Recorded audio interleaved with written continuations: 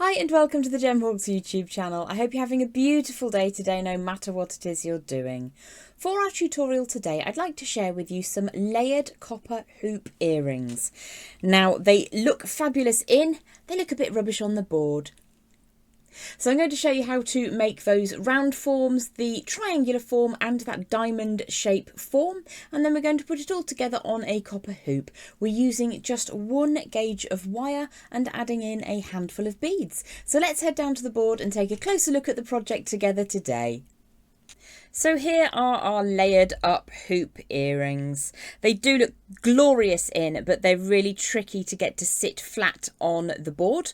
They're designed to be worn and to be in movement as you move. So I really adore designs like this because you can let your creativity take over. You could do all diamonds in different sizes, whatever makes you happy. So I'm just going to pop that one out of the way. And let's talk tools. So I'm going to be using my flush cutters. You can use round pliers or your bail makers. I'm going to be using these memory wire finishing pliers. I'm also going to be using my favourite pair of elderly chain nose pliers. These are bent chain nose.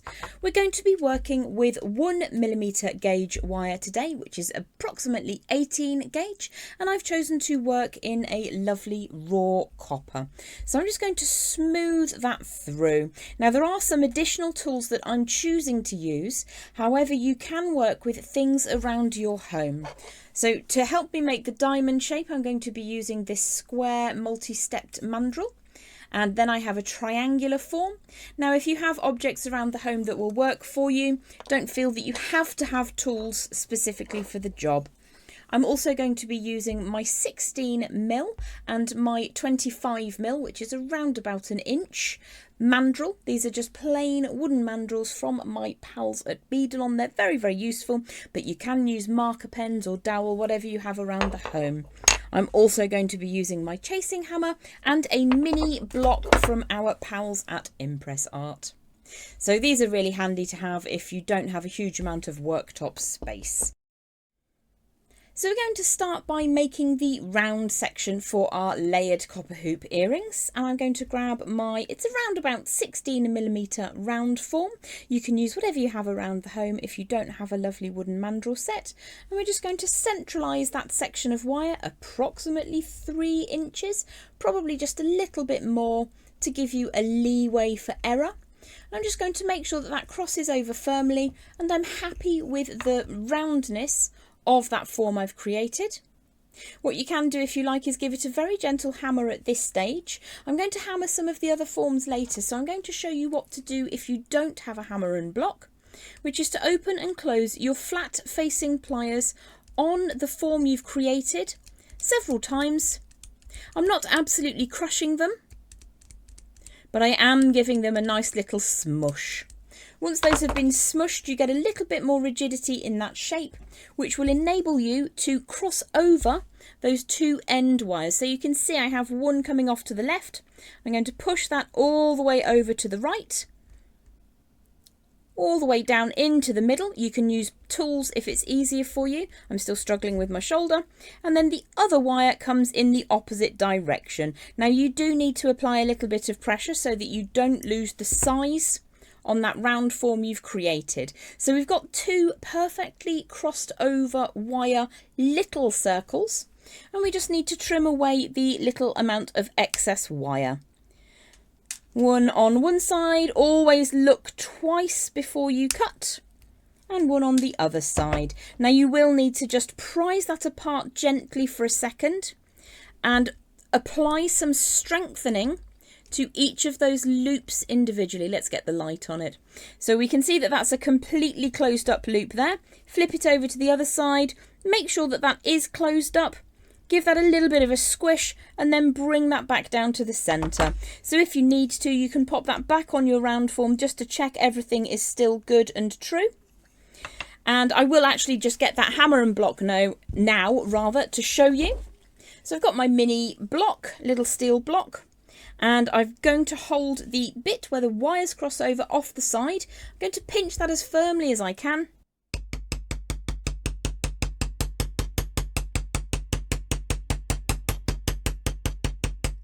And then I'm just going to flip that over and do the same on the other side. Now what you might find is that those loops move slightly. Hold them as firmly as you can.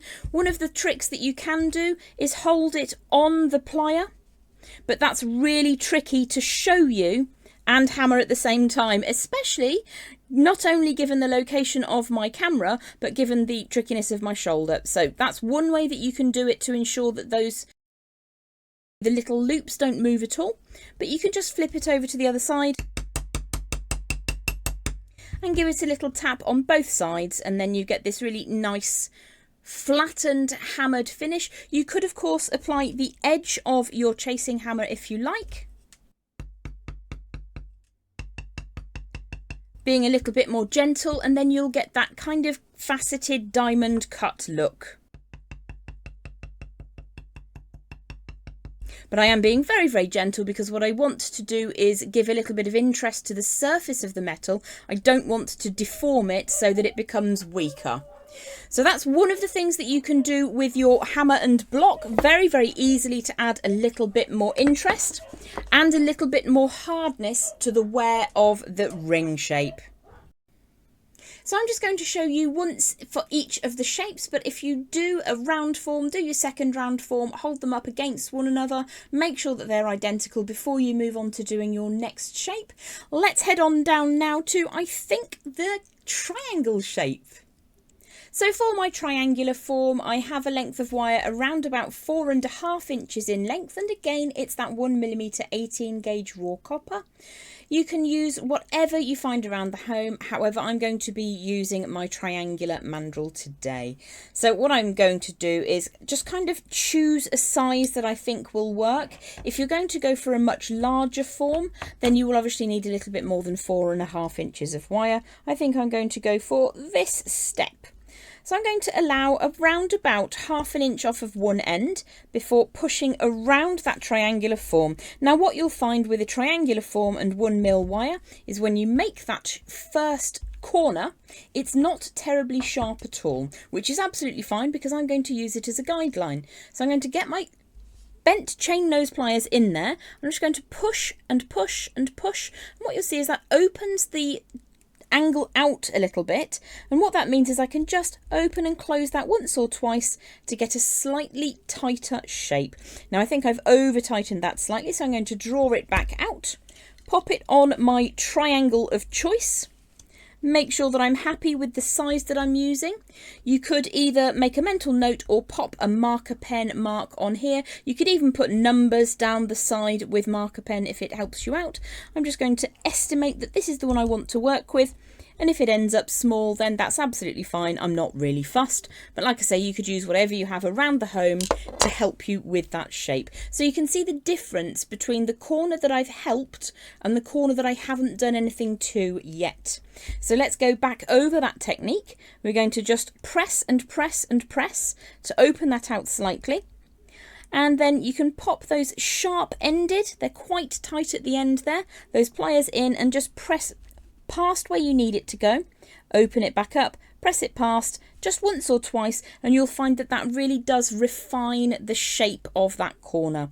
Now you could just do your loop at the top now, but I want this to be a repeatable design, so I'm going to put it back on my form, on my mandrel, just to make sure that I get that angle precise.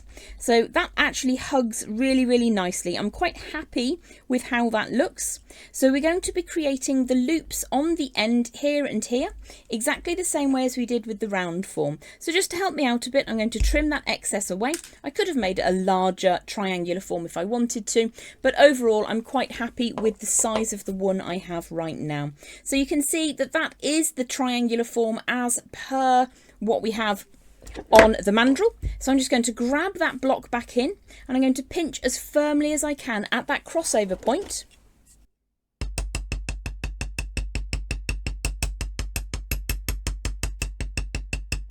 And just give that a quick tippy tap because it will help the shape to remain exact how I want it to be before I start putting that circular form up at the top. Now, I don't know if you can see, but as I get along the ends that are quite close to the crossover point, I just pull that away slightly. I don't want any nastiness to happen between those two crossing over wires. Not that they would be nasty to one another, but you know what I mean. We want that to be nice and safe. So let's get that block back out of the way. Now with this one, you can obviously use the same technique as we did with the round form, but to make my life easier, I'm just going to rotate those around. Hopefully you'll be able to see at this angle until they sit up at the top. And I'm using the wire that I haven't touched yet as a guideline to show me where I need to stop rotating around. So I think I can get that a little bit closer. So I'm going to turn that once more. That looks pretty good to me. So in order to make my life slightly easier, I'm going to trim away the excess on that first side first. Again, look twice at the point that it crosses over and only take away the bit that you don't need. So I'm just going to allow those flush cutters to sit really, really close up. Get that out of the way. And I might just give that a quick wiggle to make it flat, to make it easier for me to get that second section in. Now you can just wing it as I did with the first one, or you can pop the pin of your pliers through into the gap, really, really firmly grip and take, if I just show you that upright for a second, you can see what it is I'm achieving. Bring that tail all the way around. I've not got full use of this hand yet, so if I look like I'm doing things funny, it's not to try and be difficult or clever, it's to try and help my left hand.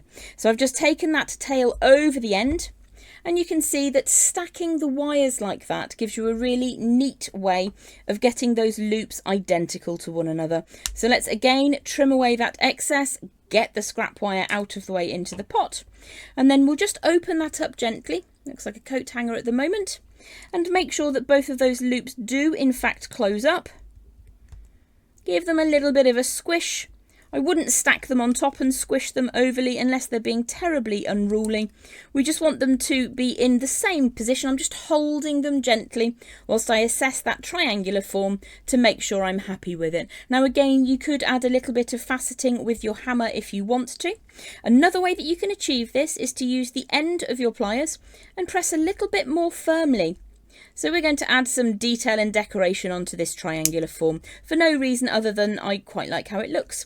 Now I'm not pressing so hard that I actually make the wire bend. I don't want the wire to move out of its form at all. What I do want to do is just disrupt just the very upper surface. So you can also achieve this with round nose pliers, going across the wire, but don't press so hard that you actually weaken it to the point of fracture. That's just a different way that you can add interest to those hammered forms. So for the third shape, you could of course stick with the square. I have a square stacked mandrel to work with now, but I'm going to create a square and then I'm going to pull the base of it away because I really like the diamond shape, especially with the other shapes we're working with. Sounds a little bit like play school. Which window are you going to look through today? I don't know if you're old enough to remember play school, or if indeed it broadcast into your country of residence. But let's head down to the board and take a closer look. So whilst I am working with a square plastic mandrel, you can use any square object around your home. Because we will be manually sharpening up the edges, the corners of our forms, it doesn't really matter if you're going to use something like the lid of a lotion bottle, anything that you find that is a shape that pleases you. So what we're going to do again is just make sure that our wire is warm. I'm working again with around about 4.5 inches of that 1mm 18 gauge wire. And I'm working again with a raw copper, which is relatively soft. You could very easily work with a medium copper. So what you need to do is make sure that you're not going to be choosing a size which will obviously eat too much wire. You can see that we would never get those ends to meet. So I'm going to draw that up to about here. And I think that that will probably be about right. Let's have a think. Yeah, that looks reasonable. Maybe one slightly smaller. So I'm going to start turning those corners, and then I'll refine them every time I put one of those angles in. So we're looking for a perfect 90 degrees. I'm just going to wiggle that around twice to get that slightly sharper corner. You can see I've accidentally made that a little bit too curvy down at the base there. So I'm going to give that a quick straighten and sharpen before we pop that back on So I can't remember which number I chose, but as I said, you could add numbers onto your mandrel if you prefer, or if you've got a lotion pot, it's going to stay the same, isn't it? Let's make that second angle. One of the reasons I don't do multiple angles at a time is because this can very, very gently move away. So when you start refining this soft corner to a sharp corner, you can accidentally nudge it slightly to the left, slightly to the right, and in that way you don't get the exact level of squareness. So it doesn't really matter if it's a tiny bit out, but I would quite like it to be reasonably precise for today. So give that a little bit of a wiggle. We've got that second sharpened edge in. So let's drop it on until it fits neatly. I think probably this one is the right shape. The right size rather, they're all the same shape. And then I'm just going to push that edge over like so. And then withdraw the mandrel and refine that last edge. Another way that you could make the square form, and indeed the triangular form if it works for you, is simply to measure the edges, measure the lengths, and you'll end up with the correct triangle or square form anyway.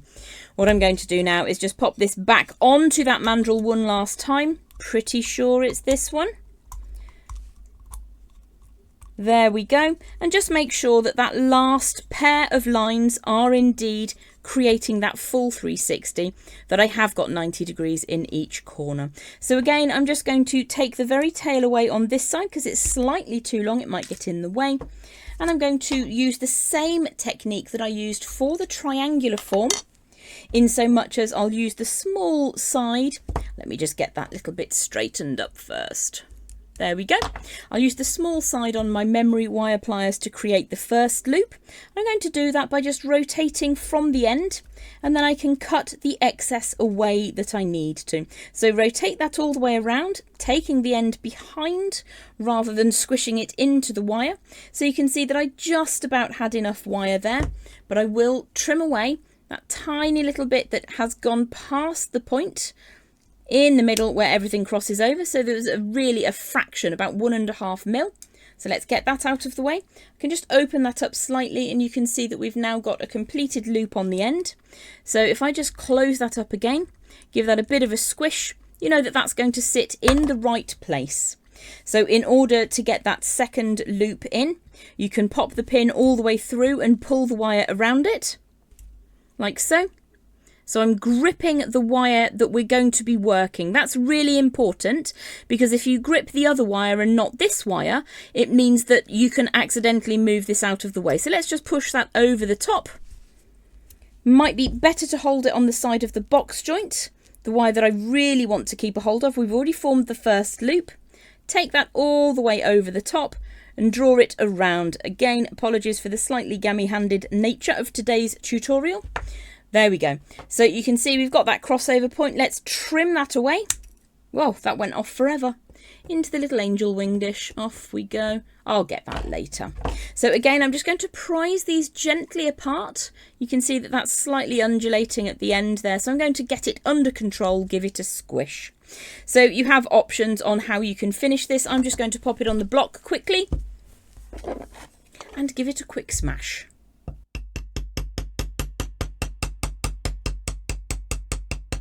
Now I've been quite gentle with that wire hammering that we've just done, because the thing that I want to do now is to pop those two loops onto those memory wire handling pliers. Let's get that out from underneath for a second. And then I'm going to either push the points in from the sides or pull the base down. For me, it's easier today just to push those 2 points together slightly. You can see that I've deviated up here on the one shoulder of that design. So all I need to do is very, very gently take that to task and get that to sit exactly where I want it to.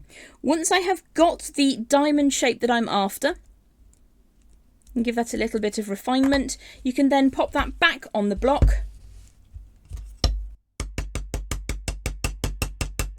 to give it a slightly more sturdy hammer, to ensure that that holds its shape for you. So you will have needed 4.5 inches of wire for the diamond, 4.5 inches of wire for the triangle, just over 3 inches of wire for the circular form. But obviously if you're going to size those up, you can play around with the sizes, the lengths of wire that you're using. You can also play around with the gauges. If you're going to hammer it, you could even try a 0.8mm gauge wire, which is approximately 20 gauge. See how you get on, but I would say probably 1mm 18 gauge is better because it will have that residual strength.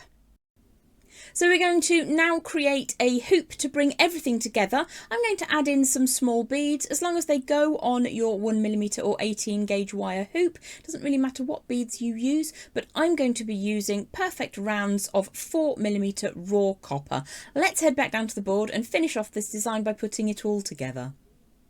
I'm again using 1mm or 18 gauge wire, and I have approximately 5 inches in length of that raw medium to soft copper, and you'll obviously need 2 of these to make 2 hoops. So I'm going to be employing a 1-inch round form.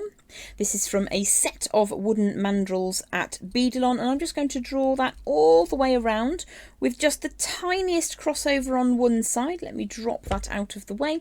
We only need literally about 1/3 of an inch, maybe about 8 or 9mm on this side. And what we're going to do is to create an upright with a slightly longer amount of wire. This is just going to create the loop into which you can add your earring finding.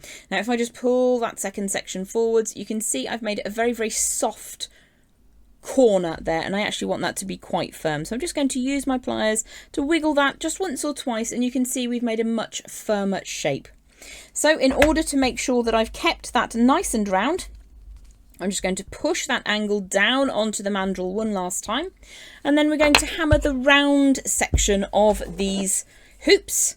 And again, I would do both hoops at the same time to ensure that they're identical.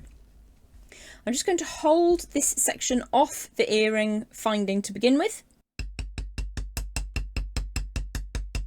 because even by starting to hammer that first half, we're strengthening it enough to hold its shape whilst we rotate it around, and I'm not putting the crossed over section on the board, on the block at all. That's just sitting down off one side, and then I will hammer the other side. Again, not putting any areas that cross over onto the block. Now that feels like it's just opened up slightly, so I'm going to bring my mandrel back in and just make sure that I'm completely happy with that. So what we can do is just tighten that up slightly in a moment, but now we need to add our goodies onto that hoop finding. So I don't know what order you want to see them in. You can absolutely play around with it, but I think I'm going to go for the circular form at the back. Let's have a think. No, I think I'll go for the triangular, the diamond. You've got so many choices with this piece. I'm going to put my first shape on the earring finding, and then I'm going to drop in a 4mm round copper bead, and I'm going to put a circular one on, another 4mm round bead, and then I'm going to add my last finding on. Doesn't really matter which way you put them on, as long as it makes you happy. You've got those dingly dangly shapes nicely moving around the form. So what we want to do with the short tail of wire, you can in fact use your memory wire finishing pliers to help you out here again. So I'm just going to grip just past the point where the upright goes behind. I'm just going to rotate that over, and that just gives you a really nice smooth closure. If you want to refine that slightly, you can just press that down. And then I find that because we haven't hammered this yet, you can just close that down by hand. And I'm going to trim away the excess. I've got a little bit of wire coming back on itself. Almost dumped that excess copper wire in my coffee then. That would have been terrible. And what we're going to do now is just close that little loop up. So let me show you in the best possible light. You can see that there's a gap at the moment just in here. And what I want to do is to just close that so that the cut end sits smoothly against that rounded form. So you've got a very, very simple hoop form on your ear finding there. And I'm going to pop another bead just up at the top. Again, it's a raw copper bead in a 4mm round. And then I'm going to think about how I want my hoops to be viewed from the front of the body. Now I quite like them to sit in this orientation, so you get a stack of those shapes. However, if you prefer, you can sit them in this orientation and move the loops through 90 degrees so that they sit side by side. Like I said, I prefer this orientation. So I am then going to put my loop for those hoops sideways to the hoop itself. So if I cover that bead up, bring that wire out to the side, what that means is this is the view I will have from the front of the body. And I think I'll put a large loop up at the top. So I'm going to use the large side of my memory wire finishing pliers, draw that all the way around. You can see that that's centralised above that bead. Pop that back into position, draw the tail around underneath. Make sure everything's good and straight and just trim that little section away. Let's get this in the bead scrap pot, not the coffee pot.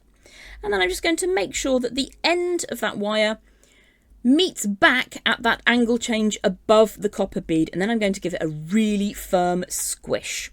All that you need to do then is add your earring finding of choice and then find a suitable way to photograph them, because that's the bit that I really don't enjoy. I love making jewellery. I'm absolutely pants at photographing it. Well, thanks for hanging out with me today. I hope that you've enjoyed the layered up copper hoop earrings. I know that I have. There's endless possibilities with designs like this. You can just play away till your heart's content. If you're enjoying the content, please do consider subscribing to the channel. I upload weekly on Sundays at 4 p.m. British time, 11 a.m. Eastern time, and I hope that you will consider popping a like on the video too. Enjoy your day, and I look forward to seeing you again very soon. Bye for now.